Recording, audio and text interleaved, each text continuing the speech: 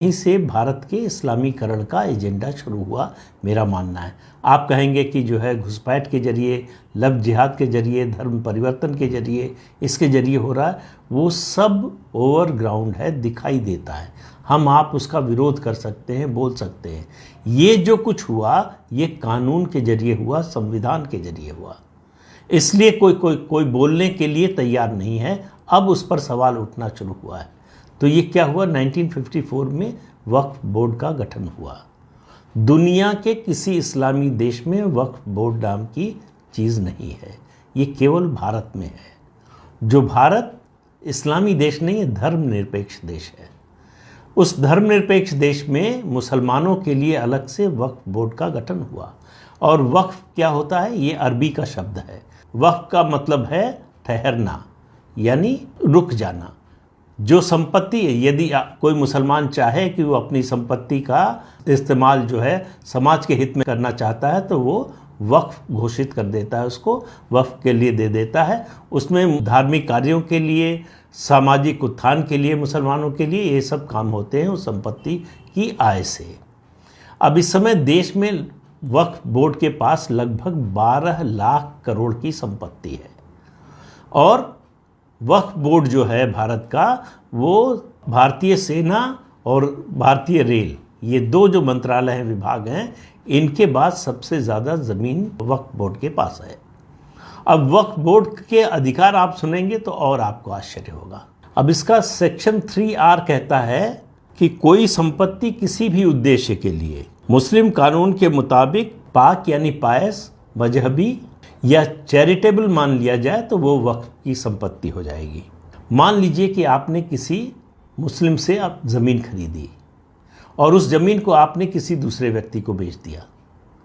अब वो जिस दूसरे व्यक्ति के पास ज़मीन है, अगर वक्फ बोर्ड चाहे और वो मुसलमान कह दे कि हमने वक्फ को दिया था, तो वो ज़मीन वक्फ की हो जाएगी, आपकी नहीं रहेगी।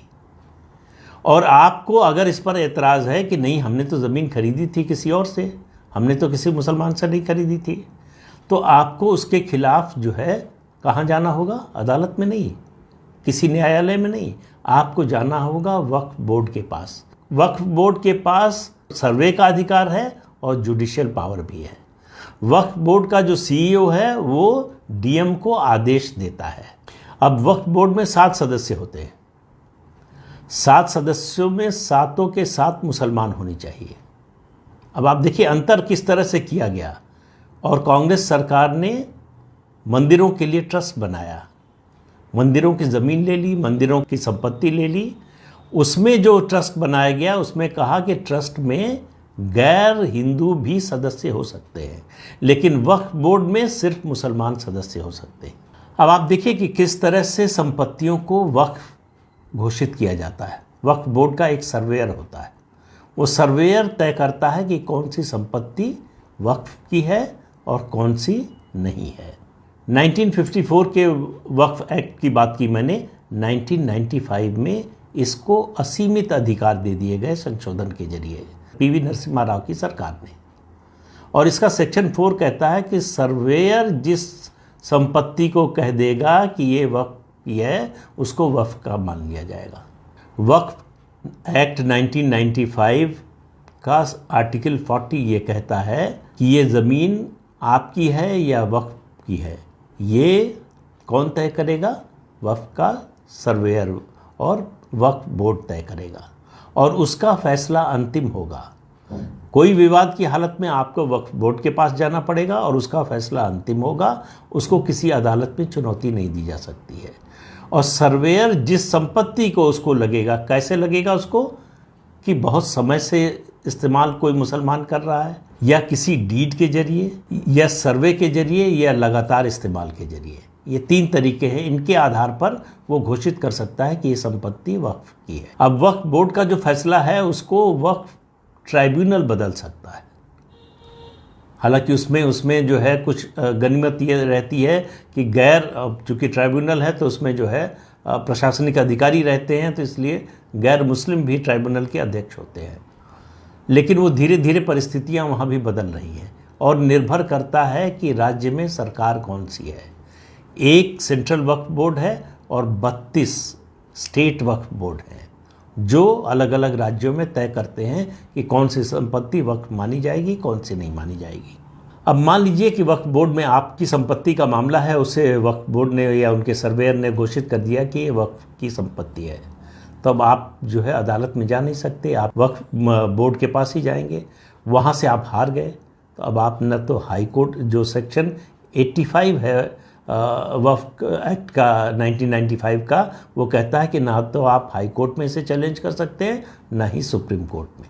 पहला मामला हुआ है मई 2022 में, मई 2022 में पहला केस हुआ है राजस्थान का, जिसमें जिंदल आरा मिल, जिंदल सॉ मिल के मामले में सुप्रीम कोर्ट ने कहा है कि वो सेक्शन 85 को नहीं मानता, कि एक बार जो संपत्ति वक्फ घोषित हो गई वो हमेशा के लिए वक्फ की हो गई।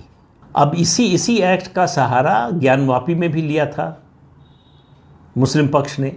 वहाँ भी जो है जज ने मानने से मना कर दिया कि ज्ञानवापी जो है, चूँकि पोजीशन के आधार पर वो कह रहे थे इतने लंबे समय से हमारे पोजीशन में है इसलिए वक्फ है, ये मानने से जो है डिस्ट्रिक्ट जज ने बनारस के मना कर दिया। अब आप देखिए एक ताज़ा घटना आई है तमिलनाडु के एक गांव में। उस गांव में 90% हिंदू रहते हैं। वहाँ की गांव की पूरी संपत्ति को वक्फ बोर्ड ने वक्फ घोषित कर दिया कि ये वक्फ की संपत्ति है। अब जो गांव वाले अपनी ज़मीन बेचना चाहते हैं उनको डिस्ट्रिक्ट मजिस्ट्रेट से कहा गया कि आप जाइए पहले वक्फ बोर्ड से एनओसी लेकर आइए कि ये आपकी ज़मीन है, वक्फ की नहीं है, तभी आप इसको बेच सकते हैं। तो किस तरह का बदलाव हो रहा है, इस वक्फ एक्ट ने कितना नुकसान किया है, और ये नुकसान कम होने की बजाय लगातार बढ़ता जा रहा है। इसी सरकार के दौरान, मोदी सरकार के दौरान फैसला हुआ है, जिसकी घोषणा जब अल्पसंख्यक मामलों के मंत्री थे मुख्तार अब्बास नकवी, तो उन्होंने की थी कि वक्फ की ज़मीन पर अस्पताल और स्कूल अगर बनाया जाता है तो उसकी 100% फंडिंग सरकार करेगी। और इसके विपरीत देखिए, मंदिरों की लाखों एकड़ ज़मीन सरकार ने ले ली। 1 लाख करोड़ रुपए हर साल मंदिर में जो चढ़ावा आता है उससे सरकार लेती है। जो सरकार के अधीन है जितने मंदिर, उनसे 1 लाख करोड़ रुपए सालाना जो है सरकार को मिलता है। लेकिन वो कहाँ खर्च होगा ये तय एडमिनिस्ट्रेशन करता है। और वो ज़रूरी नहीं कि जो हिंदू मंदिर हैं या जो धार्मिक समारोह हैं उन पर खर्च हो, उनके अलावा भी खर्च होता है, बल्कि उनके अलावा ही ज़्यादा खर्च होता है। वो किसी चर्च के लिए भी दिया जा सकता है पैसा, उसमें से किसी मस्जिद के लिए भी दिया जा सकता है, और किसी गुरुद्वारे के लिए भी दिया जा सकता है। इस पर कोई रोक नहीं है। तो हिंदू मंदिरों का पैसा पूरे देश का पैसा है, लेकिन मस्जिदों और चर्च का पैसा सिर्फ मस्जिद और चर्च का है, उसके मानने वालों का है। ये धर्मनिरपेक्ष देश में हो रहा है। तो वक्फ बोर्ड जो है उसको आप मानकर चलिए कि इस्लामीकरण का सबसे बड़ा हथियार है, जिसको कानूनी और संवैधानिक मान्यता मिली हुई है। अगर ये वक्फ एक्ट ख़त्म नहीं किया गया तो आप मान लीजिए कि वो दिन दूर नहीं होगा जब जगह जगह इस तरह के विवाद उठेंगे और कहा जाएगा कि ये वक्फ की प्रॉपर्टी है। एक समय ताजमहल को भी क्लेम किया था वक्फ बोर्ड ने कि ये वक्फ की प्रॉपर्टी है, हमको मिलना चाहिए।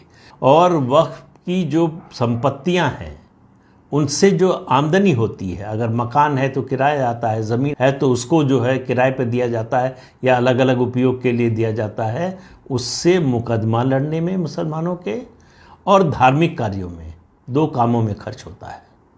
और उसके अलावा वक्फ बोर्ड को सरकार अनुदान भी देती है।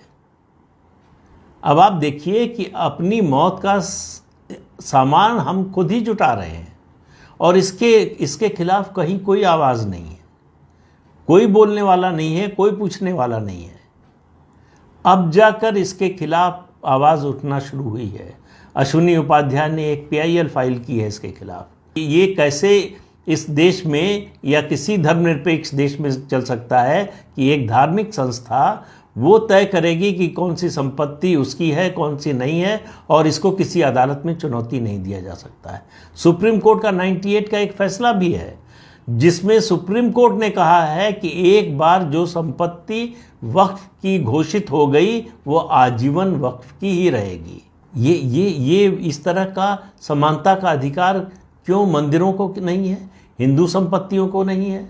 तो इस तरह के कदमों से, कानूनी कदमों से, जो गैर कानूनी ढंग से हो रहा है उसकी तो मैं बात ही नहीं कर रहा हूँ।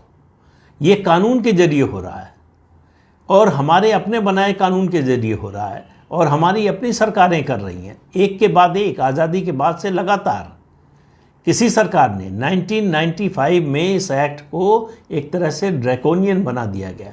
इतने अधिकार दे दिए गए जितना शायद सुप्रीम कोर्ट के पास भी नहीं है। सुप्रीम कोर्ट के भी फैसले को चुनौती दी जा सकती है, उस पर जो है पहले आप रिवीजन पिटीशन फाइल कर सकते हैं, फिर क्यूरेटिव पिटीशन फाइल कर सकते हैं, लेकिन वक्फ बोर्ड के फैसले को कहीं चुनौती नहीं दी जा सकती। ये नज़ीर बनेगा जो मई 2022 का राजस्थान का फैसला है सुप्रीम कोर्ट का। उसके आधार पर देखिए आगे क्या होता है। ज्ञानवापी का मामला जो है वो भी एक नज़ीर बन सकता है जब वो हाई कोर्ट और सुप्रीम कोर्ट से होते हुए उस पर अंतिम फैसला होगा। तो ये जो नाटक चल रहा है, मेरा मानना है कि या तो सरकार वक्फ एक्ट जो 1995 का है उसको ख़त्म करे या पूरे देश की संपत्ति को वक्फ घोषित कर दे। ये सलामी स्लाइसिंग का कोई मतलब नहीं है, धीरे धीरे कटते जाने का कोई फ़ायदा नहीं है। या तो एक बार ही तय कर दीजिए कि भाई ये देश जो है वो शरिया से चलेगा। तो मुसलमानों के जितने मामले हैं, सिविल मामले हैं, वो शरिया से चलते हैं, उनके धार्मिक कानून से चलते हैं। और हिंदुओं के और बाकी धर्म के लोगों के मामले जो है वो जो है संविधान से चलते हैं। तो इस देश में दो विधान हैं, एक शरिया का है, एक संविधान का है। ये कब तक चलेगा दोनों? तो मुझे लगता है कि अगर ये दोहरी व्यवस्था चलती रही तो भारत के इस्लामीकरण को कोई रोक नहीं सकता। वो आप डेमोग्राफी की बात करते रहिए, वो 40 साल में होगा, 50 साल में होगा, 30 साल में होगा, इसके टारगेट बताते रहिए, उन सब से कुछ नहीं होगा। वक्फ एक्ट 1995 इस देश का इस्लामीकरण करने में अपने आप में सक्षम है और उसको हटाए बिना इसको रोका नहीं जा सकता। तो आप समझ लीजिए कि आप किस दिशा में आगे बढ़ रहे हैं। अपने भविष्य के बारे में सोच लीजिए। भविष्य आपका बिल्कुल सामने लिखा पढ़ा हुआ है, संविधान में है, कानून में है, उसमें कोई शक शुबह की कोई गुंजाइश नहीं है। तो इस अंक में इतना ही। अगले अंक में फिर मिलेंगे किसी नए मुद्दे के साथ। तब तक के लिए इजाज़त दीजिए। आपसे अनुरोध है कि चैनल देखिए, शेयर कीजिए, लाइक कीजिए और सब्सक्राइब ज़रूर कीजिए। नमस्कार।